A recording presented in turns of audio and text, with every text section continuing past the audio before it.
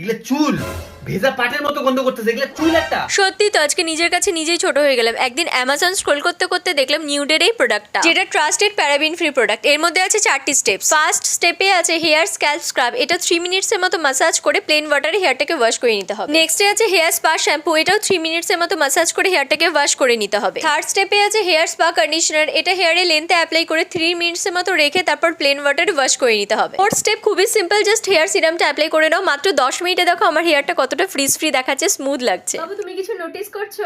কি যে ঘর পরিষ্কার করছো? না, আমি আমার চুল পরিষ্কার করছি। হ্যাঁ, কি দিয়ে পরিষ্কার করলা? আমি ইউজ করছি নিউডের 10 minutes DIY advance hair spa kit. কিন্তু কি লাভ হচ্ছে এগুলা? এই প্রোডাক্টটা অ্যামাজন, ফ্লিপকার্ট এবং মিশো 3 জায়গাতেই অ্যাভেলেবেল আছে। আমি এটা অ্যামাজন থেকে পারচেজ করছি। এখন এটা তোমার চুল না, এটা আমার বাগানের ফুল। আর তোমরা যদি এটা পারচেজ করতে চাও, ডেসক্রিপশন বক্সে এবং কমেন্ট বক্সে লিংক পিন করা আছে, সেখান থেকে পারচেজ করতে পারো।